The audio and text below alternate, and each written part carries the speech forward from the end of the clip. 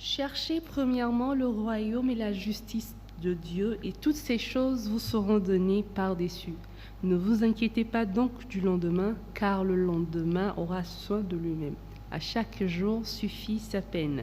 C'est de Matthieu 6, les versets 33 et 34. Chers amis, loué soit Jésus-Christ. J'espère que vous vous portez bien. Et comme chaque dimanche, chaque samedi, je ne sais pas quand vous suivez cette émission, mais moi, je suis très heureuse de vous retrouver pour un nouveau numéro de Dies Domini. Eh bien, nous sommes au 16e dimanche du temps ordinaire de l'année liturgique. Et en ce dimanche, l'Église nous invite à méditer l'Évangile selon saint Matthieu au chapitre 13, des versets 23 à 43. Un long évangile, mais souffrez de l'écouter parce qu'il y a plein de leçons à tirer. Alors, et pour vous permettre de mieux comprendre ce test, nous recevons en studio aujourd'hui le Père Prosper Bonou. Il est vicaire sur la paroisse Saint-Esprit de Davier-Mondy. Bonjour mon Père. Comment vous allez? On vous souhaite la bienvenue à Dies Domini. Il ne sera pas seul, il est accompagné du Père Francis Apollinaire Zogna. C'est, je crois, sa deuxième fois à cette émission. Il est vicaire sur la paroisse Notre-Dame des Douleurs de Pomé, à Payé. Bonjour, Padre. Bonjour, Cindy. Comment vous allez? Ça va très bien. Je suis contente de vous recevoir encore une fois. Merci. Je suis content également. D'accord. Alors, je vais demander au Père Prosper de nous lire l'Évangile. Je viens de le dire, c'est un tout petit peu long, mais soyez patients, écoutez jusqu'à la fin. Et juste après, on va enchaîner avec les questions.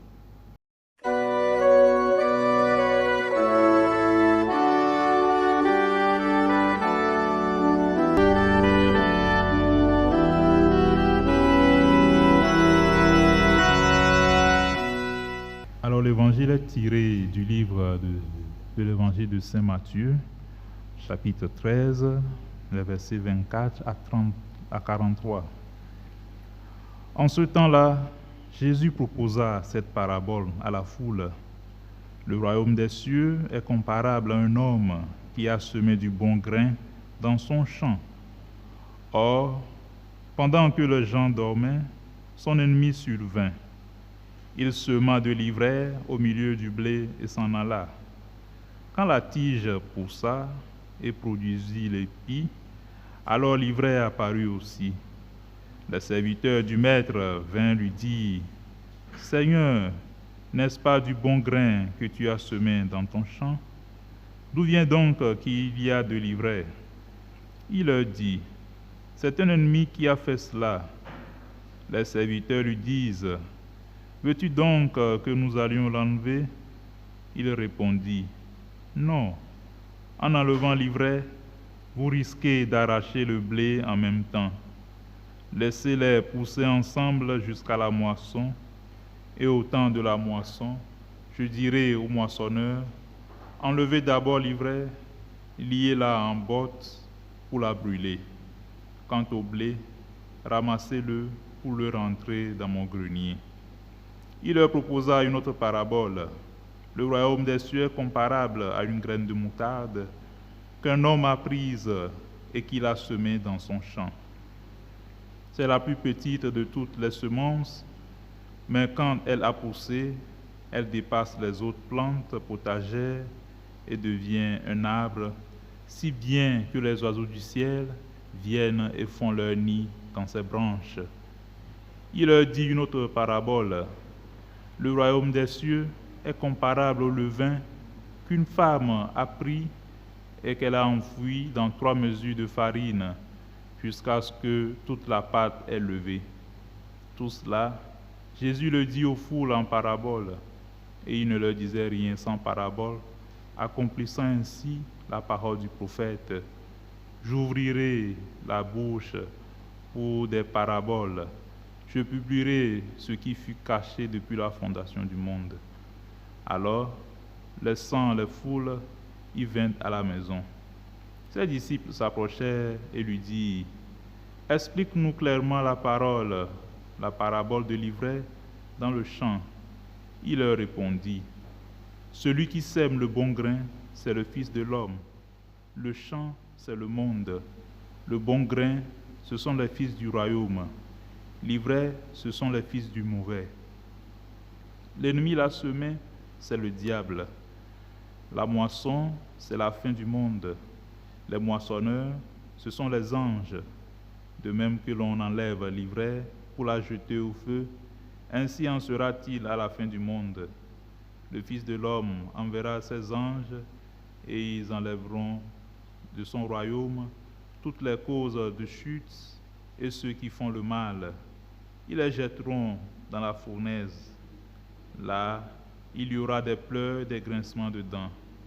Alors les justes resplendiront comme le soleil dans le royaume de leur Père. Celui qui a des oreilles, qu'il entende. Merci beaucoup, Père Prosper. J'aurais voulu vous laisser souffler un peu, mais c'est la tradition ici. Le Père qui lit l'Évangile répond à la première question. Alors, dites-moi, mon Père, est-ce qu'on peut situer ce test un peu dans son contexte? Le test commence par... attendez.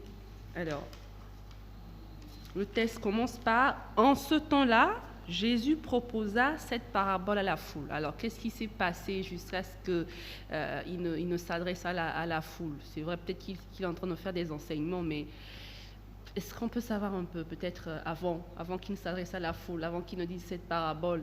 Sûrement que ça, c'est une cause. Qu'est-ce qui s'est passé? Avant de répondre à la question, j'aimerais d'abord signifier que les paraboles sont des images très simples que le Seigneur utilise pour décrire des réalités plus hautes du royaume de Dieu. Le royaume de Dieu est annoncé à travers quoi? À travers la parole de Dieu. C'est ça que le Seigneur fait. Il sème la parole dans le cœur des gens.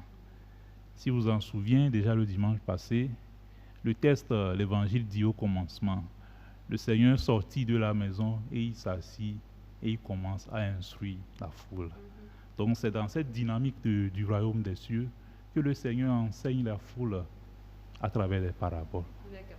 Donc en fait c'est genre une petite continuité de la lecture du dimanche dernier, Oui. Quand il a commencé par enseigner la foule avec la parabole du semeur. Et ça c'est un peu la continuité. D'accord, merci. Alors Père Apollinaire, donc, justement dans le texte du dimanche dernier, le Seigneur parle avec des paraboles. Et c'est pareil hein, dans le texte de ce dimanche. Mais chose curieuse, nous avons 3 paraboles sur le royaume de Dieu dans ce texte aujourd'hui. Mais une seule est expliquée par Jésus. Alors, cette seule explication permet-elle de comprendre les deux autres paraboles? Alors, si oui, dans quelle mesure?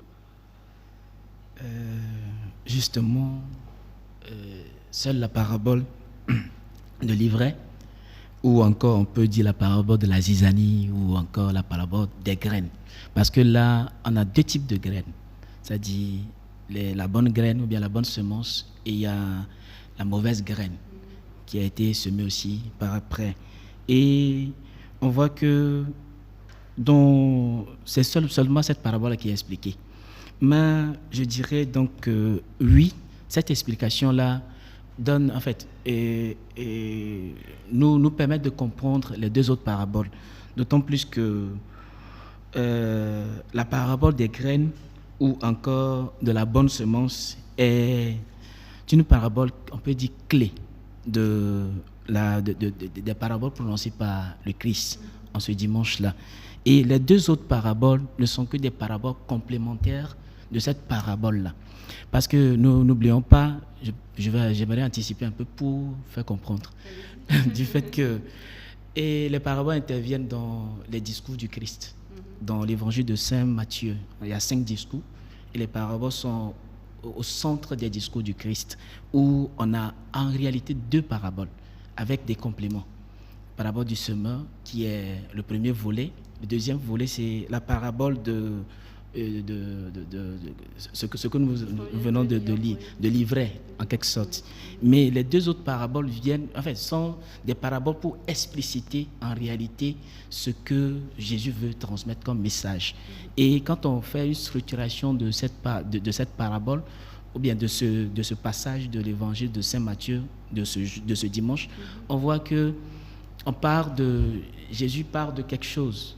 C'est-à-dire, il y a un constat, et ses disciples, il y a deux groupes, c'est-à-dire ceux qui s'opposent à Jésus et ceux qui sont ses disciples. Donc il y a une mauvaise génération, Jésus l'a bien explicité dans les chapitres plus hauts, et il y a une nouvelle génération qui doit être mise en place à travers ses disciples, on peut le dire. Et avec cette nouvelle génération, on voit qu'il y a des oppositions. Jésus a raconté des oppositions dans les chapitres plus hauts, du fait que, constatant ces oppositions-là, qu'est-ce qu'il en sera avec son message qu'il apporte. Donc, le dimanche passé, on nous a parlé de la bonne terre. Ces disciples doivent être de la bonne terre. Et aujourd'hui, ils doivent accueillir cette semence-là. Ils sont encore cette semence-là qui doit être jetée sur la bonne terre. Mais en jetant cette semence, on voit qu'il y a quelque chose, une autre graine aussi qui vient l'étouffer, qui est la mauvaise graine. Donc, dans ce sens-là, que faut-il faire? Les deux paraboles complémentaires dont je parlais viennent donner la manière dont la croissance doit se faire.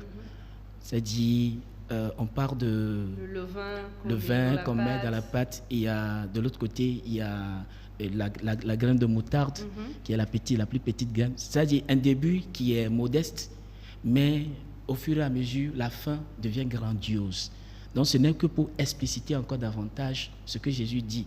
Parce qu'à la fin de toute la parabole, il y aura la moisson, qui sera cette grande récolte-là à la fin des temps. Donc ce n'est qu'une explication. Donc en expliquant déjà le début et la fin avec la parabole de l'ivraie, on comprend déjà ce qui se passe, ce que Jésus veut dire, ou bien ce que Jésus veut donner comme message à travers les deux autres paraboles, à mon avis. Merci mon père. Alors, Père Prosper, vous voulez rajouter quelque chose par votre avis sur la question? Oui, le père a déjà dit beaucoup de choses, ou a soulevé beaucoup de points. Et j'aimerais juste accentuer un point. Et le père a parlé de croissance. Oui, c'est vrai. Parce que le thème commun qui lie ces trois paraboles, c'est la croissance. Soit que ce soit de la bonne graine ou de l'ivraie. Et toutes ces choses-là sont appelées à croître. Et c'est à la fin que le tri sera fait. Donc c'est à Dieu seul le pouvoir de trier les choses. Donc c'est ça. D'accord, merci. Alors, Père Prosper, est-ce que vous pensez que la parabole du bon grain et de l'ivraie permet-elle de comprendre l'origine du mal? En d'autres termes, pourriez-vous nous dire d'où vient le mal en réalité? Dans cette parabole, on voit le semeur, enfin, quand je dis le semeur, oui, le maître du champ qui a semé le bon grain. Et là, son ennemi qui vient semer l'ivraie, dans l'intention que peut-être la récolte ne soit pas bonne. Alors, Jésus a expliqué à la fin qui est le maître, qui est le bon grain, l'ennemi qui est le diable, l'ivraie qui est ses disciples ou ses enfants, les enfants du diable. Et voilà.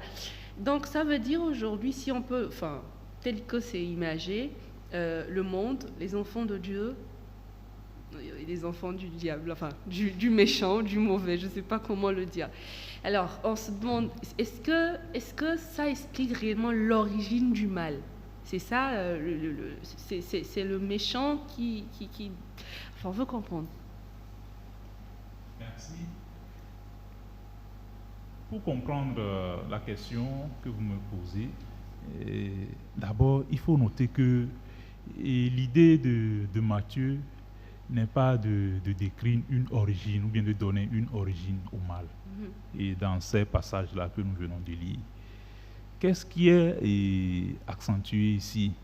La bonté et la patience de Dieu. Même avec l'ivraie, le Seigneur dit non, laissez-les croître ensemble. Justement, on va en venir. Oui, laissez-les croître ensemble. Mais ici, hors de ce contexte-là, on peut dire que le mal ne saurait jamais être expliqué. Parce qu'il y a un passage qui dit clairement dans l'Évangile, pendant que les gens dormaient. Voilà. Ça veut dire, personne n'était conscient de cela. Donc il y a en fait un mystère autour du mal. Mais on peut essayer de donner une origine au mal et sur la personne que nous connaissons, Et Satan, le diable, celui qui sème de la pagaille dans la création, depuis l'origine. Mais donner une origine concrète au mal, c'est très difficile de l'attribuer. D'accord. Père Apollinaire, vous voulez ajouter quelque chose? Oui, j'aimerais apporter quelques compléments. C'est de savoir au premier abord que la question du mal est ce qui anime les réflexions depuis des temps d'anciens jusqu'à aujourd'hui. Et la question demeure toujours. Mais ici, comme le Père vient de le dire, je ne pense pas, ce n'est pas l'origine qu'on veut toucher forcément en premier lieu. C'est d'abord d'expliquer et de faire comprendre que le mal n'est pas en Dieu. Ce qui est, en fait, je pense que c'est la raison qu'il y a derrière. Parce que, je viens de le dire, il y a une génération, Jésus a déclaré une génération mauvaise. Cette génération mauvaise, ou bien le mal qui est là, est-ce que ça vient aussi de Dieu ou de quelqu'un d'autre? Parce qu'on se pose des questions. Pourquoi la parole de Dieu n'est pas accueillie? Et jusqu'à ce qu'on identifie Jésus à Belzéboul. C'est-à-dire, c'est dans l'évangile de Matthieu, dans les chapitres 12 et autres, 11 et 12 et autres là. Donc, c'est d'expliquer d'où vient ce refus-là du Christ. Oui, ce refus, est-ce que ce mal-là, ça vient en Dieu? C'est en Dieu, mais on sait que Dieu a créé tout ce qu'il y a dans le monde. Bon, et dans le livre de la Genèse, chapitre 1, verset 31, on le dit très bien. Dieu vit tout ce qu'il avait fait, et voilà, Dieu vit tout ce qu'il avait fait. Voilà, c'était très bon, tout était très bon. Et Dieu n'est que bonté. Donc en lui, il n'y a pas de mal. Donc, d'où vient le mal en réalité? On peut l'expliquer parce que dans ce chapitre-là, dans ce passage de l'évangile de Matthieu, au verset 39, on identifie l'auteur du mal, entre griffes, l'auteur, celui qui a semé l'ivraie. Et Jésus l'a bien identifié que c'est le diable. Oui. Et quand on remonte encore, parce qu'on doit mettre en lien ce passage-là avec le livre de la Genèse. Au chapitre 3 de la Genèse, avec le péché, on voit très bien que on a voulu expliquer l'origine du péché, ou bien l'origine du mal, parce que le péché, c'est le mal. On a voulu expliquer. Et on a identifié également l'auteur du mal, c'est-à-dire ce serpent antique-là, qui est en réalité le diable, en quelque sorte. C'est un nom. C'est une entité qui existe quand même. Oui, c'est une entité qui existe. Donc l'origine n'est pas en Dieu, mais vient d'ailleurs. Puisque Dieu a créé tout bon, mais le mal vient d'ailleurs. Le mal n'est pas en Dieu. Et en réalité, quelqu'un dirait que c'est parce qu'il n'y a pas de bien qu'il y a le mal. Ouais, c'est l'absence du bien qui fait le mal, qui fait exister le mal, en quelque sorte. Merci Père Apollinaire. Justement, vous ne trouvez pas que ce soit étonnant que le maître demande à ce que les ouvriers n'enlèvent pas l'ivraie? Alors, cette question que je vous pose, beaucoup de gens se la posent. Pas forcément des chrétiens, surtout les gens qui doutent de l'existence de Dieu, qui doutent de l'amour de Dieu pour nous qui sommes ses créatures, qui disent mais est-ce que Dieu ne serait-il pas, entre guillemets, je mets des guillemets, est-ce que Dieu ne serait-il pas complice avec l'auteur du mal? Parce que si déjà au début il sait que l'ennemi a semé aussi l'ivraie dans la moisson, comment on les appelle, les disciples, je ne sais pas, les serviteurs lui ont demandé, mais maître, est-ce qu'on pourra enlever l'ivraie? Il a dit non, laissez-les pousser ensemble et au moment de la moisson, on va jeter l'ivraie dans le feu et tout ça. Mais pourquoi est-ce que déjà dès le début, avant que le blé ne grandisse, avant que le bon grain ne grandisse, on n'aurait pas pu enlever l'ivraie? Alors notre thème aujourd'hui, on voit beaucoup de malheurs, on voit des choses qui arrivent dans le monde entier, les gens se disent mais pourquoi Dieu laisse faire? On sait qu'il a la puissance, on sait qu'il a le pouvoir de ne pas laisser faire. Pourquoi il laisse faire? Alors, est-ce qu'il serait complice? Je sais que c'est pas... Moi-même, je pose la question, mais je sais que c'est impossible. Mais pour ceux qui se la posent, pourquoi est-ce que l'ivraie n'est pas enlevée déjà? Si le Seigneur sait que ça va faire peut-être du mal au bon grain, mais pourquoi est-ce que cette ivraie n'est pas enlevée au début et on la laisse pousser avec le bon grain?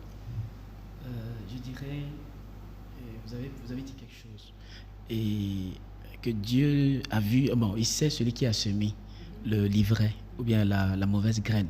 Je vais même remonter.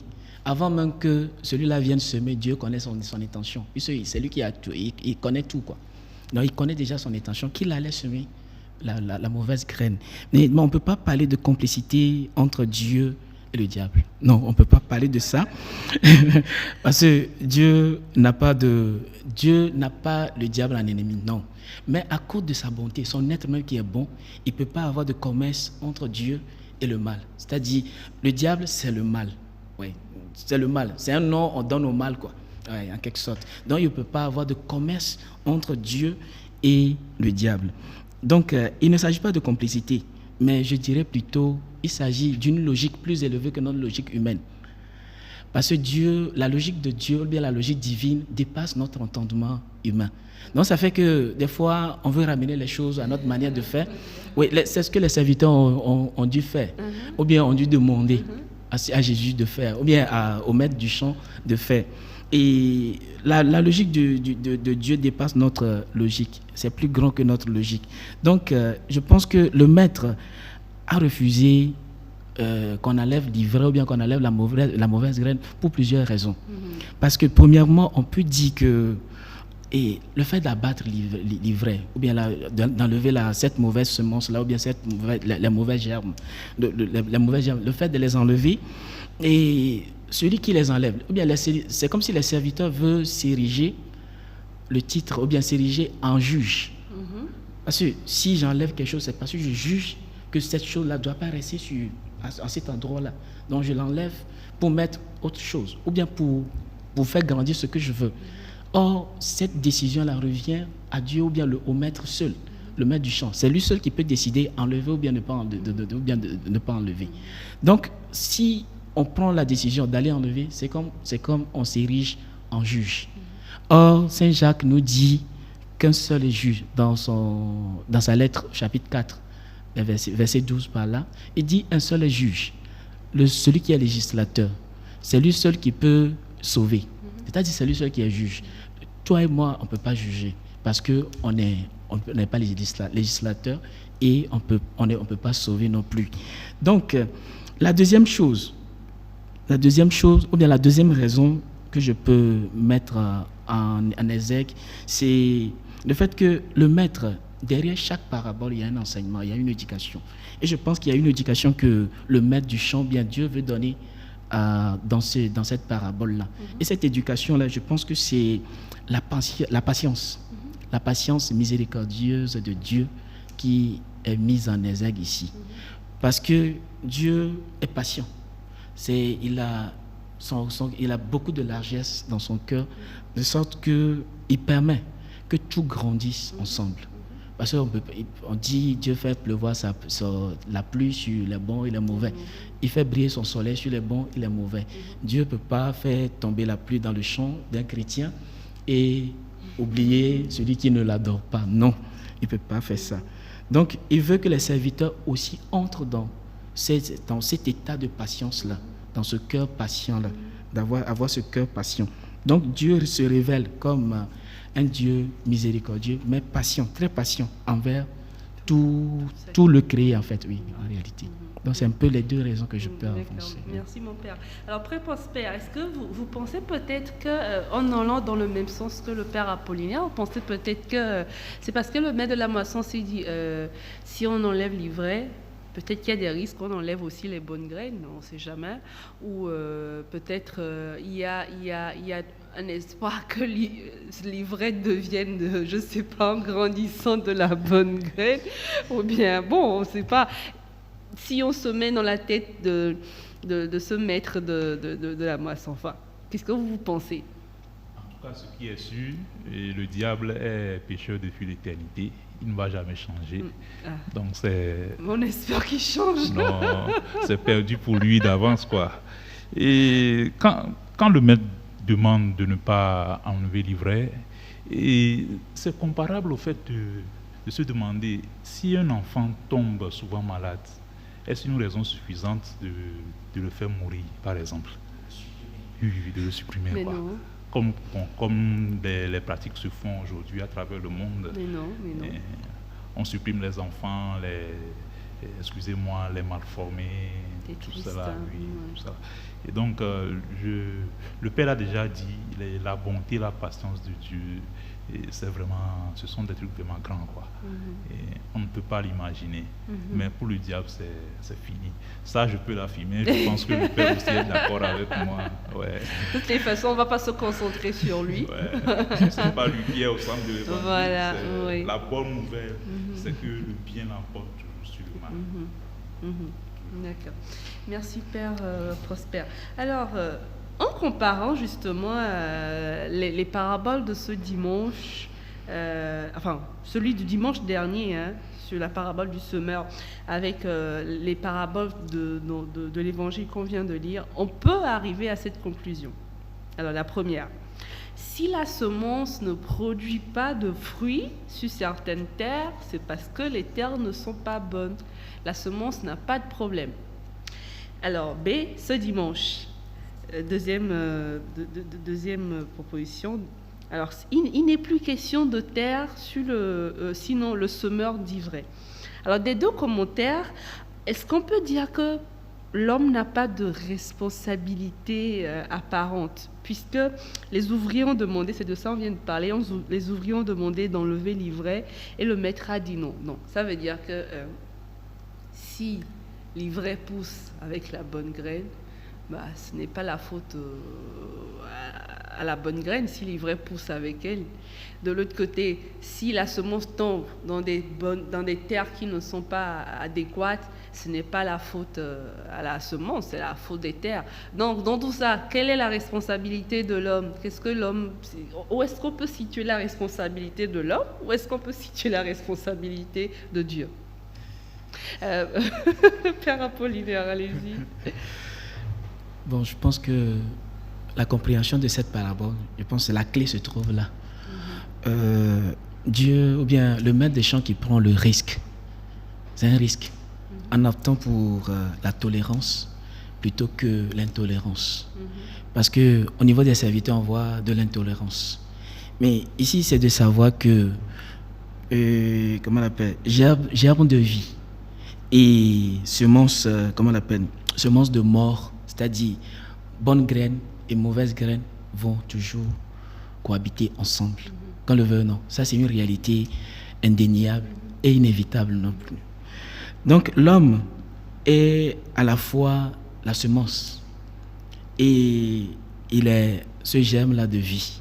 Mais en même temps, il est ce serviteur qui veut qu'on puisse, qui doit veiller sur l'accroissement de ces deux semences-là. Je ne sais pas si vous voyez. Donc, l'homme a une grande responsabilité. D'abord, la semence dont il est question ici, l'auteur est ailleurs. L'auteur, parce que le texte le dit très bien, c'est quelqu'un qui est venu de nu, ennemi, qui est venu semer l'ivraie. Donc, l'ivraie qu'il a semé n'est pas lui-même. Je ne sais pas si vous voyez. Comme le Père vient de le dire, pour le diable, c'est qu'il est condamné. Mais ce qu'il a semé, il peut avoir encore... Parce que le monde, c'est à la fois le monde dans lequel on vit, l'univers entier, et c'est à la fois nous-mêmes, notre cœur. Parce que dans notre cœur, il y a la cohabitation entre le bien, entre le bien et le mal, qu'on le veut ou non. Et même dans l'Église. Donc, on peut voir le monde à divers niveaux. Mais je ne sais pas si vous voyez. Donc, c'est de savoir que l'homme a une responsabilité. On dit souvent, la faiblesse de Dieu, c'est d'avoir laissé à l'homme la liberté. C'est ça la faiblesse de Dieu. Devant la liberté de l'homme, Dieu ne peut rien. Et c'est ce qui arrive à notre papa Satan. C'est une créature comme nous. Il a été créé avant nous. Mais pour l'homme, il y a une responsabilité du fait que l'ivraie qui est semée en lui, il peut accepter, il peut refuser que cette ivraie-là fasse de l'effet sur lui, étouffe la bonne graine qui est en lui. C'est sa responsabilité se trouve là. Donc si en laissant grandir, parce que le péché est en nous, mais on doit éviter le péché. C'est-à-dire, c'est de permettre au bien de submerger le mal qui est en nous, c'est ça, et de prendre le dessus, effectivement, de prendre le dessus et étouffer le mal. Donc, ce n'est pas le contraire qui doit se faire. Si le contraire se fait, l'homme en fait, il est coupable. Et la deuxième chose, l'homme a une autre responsabilité. Je disais qu'il est à la fois la semence et il est à la fois le serviteur qui doit veiller sur la croissance des deux graines. Et sa responsabilité, la deuxième responsabilité, c'est qu'il doit veiller sur en fait, les semences de sorte que l'ivraie n'étouffe pas la bonne graine. Et la troisième chose, c'est qu'il doit faire tout pour œuvrer pour que l'ivraie aussi devienne du blé. Ouais, possible, ça c'est le mystère de Dieu. C'est possible. C'est possible que l'ivraie devienne du blé. C'est possible. Dans les commentaires des biblistes, ils en font cas que Dieu, dans sa magnanimité, dans son cœur miséricordieux, permet ou bien attend pour il donne du temps à l'ivraie, à la mauvaise graine aussi, de prendre forme. Parce que cette graine peut se transformer et devenir du blé, devenir une bonne graine. Voilà pourquoi on dit Dieu n'a jamais voulu la mort du pécheur, mais il lui donne du temps pour qu'il se convertisse. Et vous allez voir, l'expérience le donne, et les bonnes personnes meurent très vite. Les mauvaises personnes restent. Bon, c'est juste pour rigoler un peu, mais c'est la réalité. C'est la réalité de c'est une réalité existentielle. On est dedans comme ça. Non.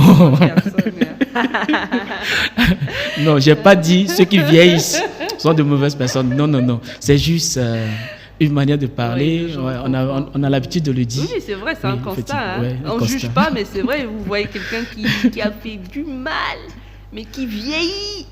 Et peut-être que c'est à la fin de sa vie qu'il se convertit. Et il s'en va directement. C'est des mystères de Dieu, franchement, c'est des mystères.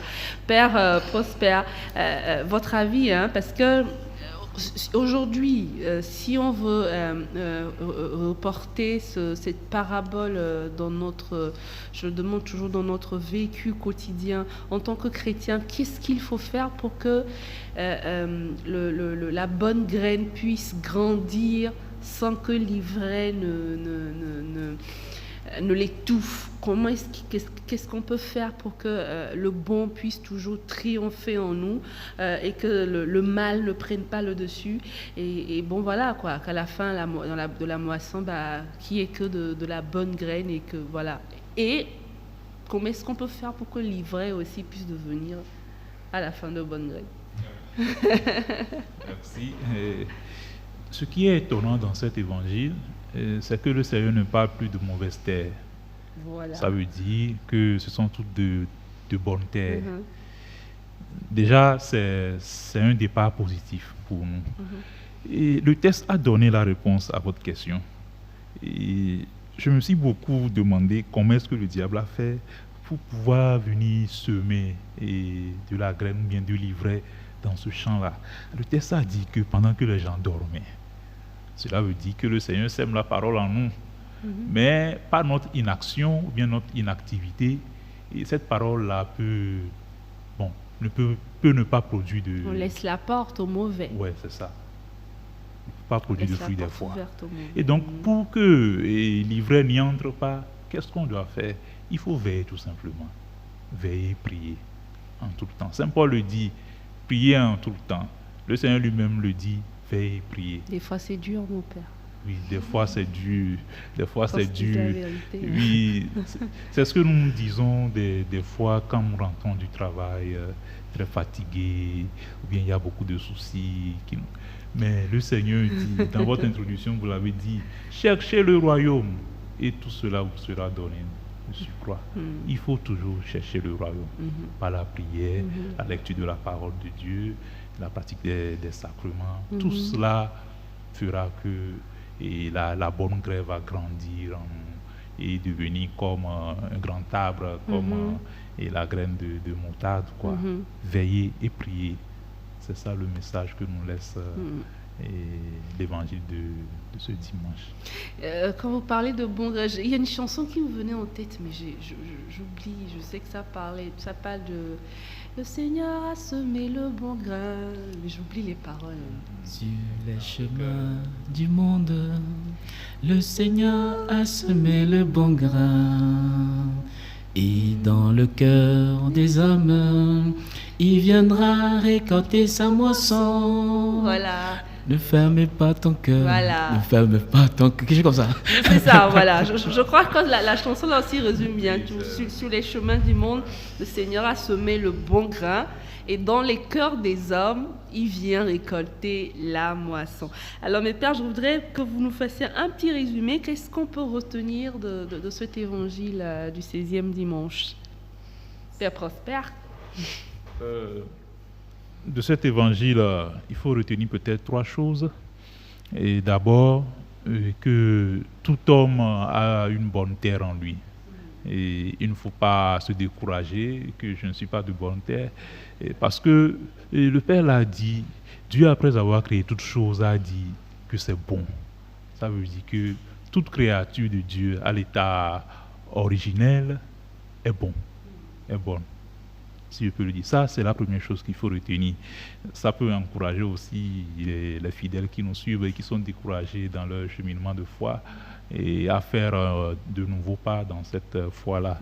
La deuxième chose, et comme message que le Seigneur nous laisse à travers cet évangile, c'est qu'il faut tout faire pour qu'il n'y ait pas de livret.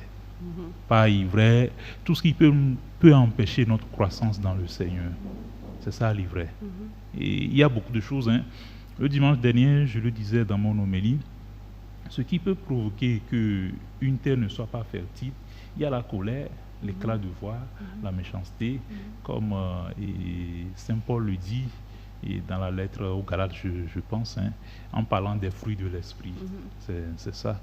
Et il faut éviter toutes ces choses-là. Et ne retenir que quoi? La douceur, la patience, la bonté, la longanimité. C'est tout cela qui fera que notre terre sera productive. Et en dernier lieu, comme je l'ai dit, il faut beaucoup prier. C'est important. Il faut beaucoup prier et ne pas aussi demeurer seulement dans la prière, mais effectuer des actions qui ouvrent notre foi à la plénitude du Seigneur, à la plénitude du royaume des cieux que le Seigneur nous propose à travers l'Évangile. Merci beaucoup, Père Prosper. Père Apollinaire. Juste pour donner quelques idées encore. Oui, allez-y. Nous devons savoir que nous sommes dans un monde où nous faisons tout le temps l'expérience du mal et du bien. Et que ce soit dans le monde matériel ou que ce soit dans notre propre cœur, il y a toujours cette cohabitation-là, comme on venait de le dire. Et ne nous trompons pas, nous ne pouvons pas nous extirper du monde pour aller dans un autre monde où il n'y aura que du parfait. Non. Dieu nous a mis dans le monde. Jésus même l'a dit. Ils sont dans le monde, mais ne sont pas du monde. C'est d'œuvrer pour ne pas être du monde. Être dans le monde, mais ne pas être du monde. Voilà l'effort que nous devons faire.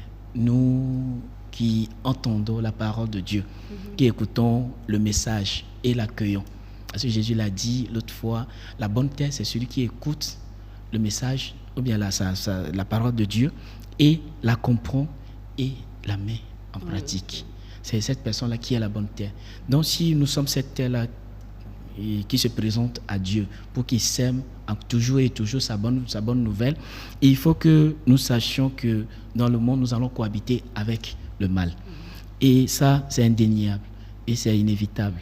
La deuxième chose, c'est de savoir que, je pense qu'il y a une éducation ou bien il y a une invitation que Dieu nous fait ou bien que Jésus nous fait aujourd'hui. C'est de se désarmer d'abord de la patience. Être miséricordieux comme notre Père est miséricordieux, s'armer de patience. Parce que c'est la patience qui nous permettra de pouvoir accepter celui que je juge mauvais à côté de moi, ou bien le péché qui me fatigue dans mon cœur, c'est dans ma vie, c'est la patience qui me permettra de pouvoir s'armer, de pouvoir chercher des moyens, avoir des moyens pour l'éradiquer ou bien pour le détruire, on peut dire. Et la deuxième chose, c'est nous devons rentrer dans un regard d'espérance à partir de ce passage-là de l'Évangile. Rentrer dans un regard d'espérance. C'est ce regard d'espérance nous permettra, un regard d'espérance sur nous-mêmes d'abord et sur les autres. Savoir que le mal qui est en nous n'est pas la dernière phase de notre existence. Non. Que Dieu nous donne encore de chance et nous donne encore sa grâce pour avancer. Et la troisième chose, je pense que ce regard d'espérance nous permet de savoir que un jour, le mal qui me fatigue, ou bien le mal qui est dans le monde, se transformera en bien. Oui, ça, c'est ma conviction. Je suis sûr qu'il y aura beaucoup de maux qui vont se transformer en bien. Peut-être ce n'est pas tout, mais il y aura beaucoup de mots. Parce que l'auteur du mal, qui est identifié ici comme diable, il jette beaucoup de mauvaises graines à chaque instant. Et je dirais que l'ivraie dont on parle aujourd'hui n'est qu'un type de mal qu'il a jeté ou bien qu'il a semé. Il y a beaucoup de mots qu'il sème encore davantage. Et on sera toujours confronté à ces mots-là. Mais c'est de savoir que ce qu'il jette, on peut, ou bien ce qu'il sème, on peut vaincre cela. C'est lui-même, on ne peut pas vaincre. Parce qu'on n'est pas là pour le combattre. Quoi. Mais ce qu'il nous donne comme proposition, on peut déjouer son plan et faire triompher la parole de Dieu en nous. Et le Père l'a si bien dit, c'est à travers la nourriture spirituelle qui est la parole de Dieu. Quand la parole vient demeurer en nous, il n'y a plus place au mal. Et la prière pour nous renforcer tout le temps. Et je pense que c'est ce que nous devons demander au cours de nos célébrations eucharistiques de demain, dimanche, pour vraiment acquérir cette force-là de patience et de s'armer de douceur pour vaincre le mauvais en nous et dans le monde. Que le Seigneur nous donne cette grâce. Amen. Amen. Amen. Amen. Oui, allez-y, Père. Le Père est en train de positiver les choses. Il est plein d'espérance et que le mal se transformera en bien. Mais ceci seul par l'action de Dieu et que cela se réalise. Mais n'oublions pas aussi cette dimension de la chose. Le Seigneur parle de la moisson et la moisson correspond à la fin de vie de chacun. Et ce que le Seigneur t'a donné, comment tu l'as géré. Il y a cette moisson individuelle et il y a une moisson peut-être universelle qui est la fin dernière. Et ceux qui n'auront pas accepté la parole de Dieu, mais qu'est-ce que le Seigneur va faire d'eux? C'est une question à se poser. Ça, c'est ce qu'il dit. Il faut que les gens comprennent vraiment qu'il y a deux lieux à aller après la mort. Ou soit tu rejoins ton Créateur dans l'éternelle jouissance, ou soit tu suis celui qui t'a envoyé pour semer l'ivraie dans la vie des gens. C'est ce qu'on ne veut pas. Ah oui, ça, il faut toujours l'éviter. Et parce que j'ai l'impression qu'aujourd'hui, dans notre monde, les gens ont perdu cet aspect des choses. Ils ne veulent plus entendre parler du ciel, ni de l'enfer, du paradis. Non, ces deux choses-là existent. Il faut que les gens comprennent que cela existe et qu'ils prennent conscience que seul le sacrifice de Jésus sur la croix nous a sauvés de tout cela. Qu'est-ce qu'il faut faire? Comme Martin Luther le dit, pas Martin Luther King, mais Martin Luther tout court. Et qu'est-ce qu'il faut faire? Croire en Jésus. Croire en Jésus. C'est très important et pour que les fidèles prennent conscience vraiment, quoi. Parce qu'on a l'impression que notre monde va de plus en plus à la dérive. De plus en plus à la dérive. Que le Seigneur nous épargne tous ces mots-là, qu'il nous accorde les dons de son esprit, afin que nos cœurs soient touchés de cette parole et que nos cœurs donnent des fruits de bons fruits et autant voulu par le moissonneur lui-même qui est Dieu Tout-Puissant. Merci. Amen. Sur les chemins du monde, Le Seigneur a semé le bon grain, et dans les cœurs des hommes, il viendra récolter sa moisson. Alors, comme l'ont dit les pères, hein, merci Père Prosper, Père Apollinaire, le Seigneur a semé le bon grain. C'est vrai, l'auteur du mal aussi sème l'ivraie, mais c'est à nous, par la grâce de la prière, de la persévérance, de pouvoir faire sortir cette ivraie de nos vies et de ne garder que le bon grain. Parce que l'heure de la moisson va arriver, comme l'a dit le Père Prosper. Et là, ça va être chaud. Qu'est-ce qu'on aura fait de notre vie? Où est-ce que nous irons? Chez notre Père éternel ou chez la personne qui vient semer l'ivraie dans nos vies? Alors que le Seigneur nous fasse vraiment grâce de pouvoir toucher nos cœurs, de pouvoir avoir ce discernement dans tous les jours de nos vies, dans chaque jour, dans tout ce que nous faisons, que nous puissions vraiment être ces bonnes graines qu'il a semées et de ne pas surtout être l'ivraie. Et si ça arrive, parce qu'on est des êtres humains, on est faibles, si ça arrive que l'ivraie rentre en nous, vraiment qu'on puisse la combattre par la prière et vraiment l'éradiquer de notre vie. Merci, chers téléspectateurs, de nous avoir suivis. Avant de nous quitter, comme on a pris l'habitude de le faire, je vous invite à faire cette prière pour la mission de la chaîne SMA Togo TV. Seigneur Jésus, avant de passer de ce monde à ton Père, tu as demandé à tes apôtres d'aller dans le monde entier, proclamer la bonne nouvelle à toute la création.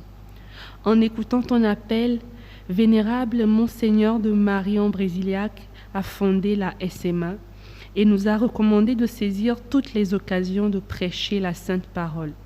Nous t'en prions, bénis la SMA Togo TV et bénis tous les acteurs qui œuvrent en son sein. Bénis les bienfaiteurs qui soutiennent ton œuvre. Ô Vierge Marie, Mère des missionnaires, intercédez pour nous. Sainte Claire, patronne de la télévision, priez pour nous.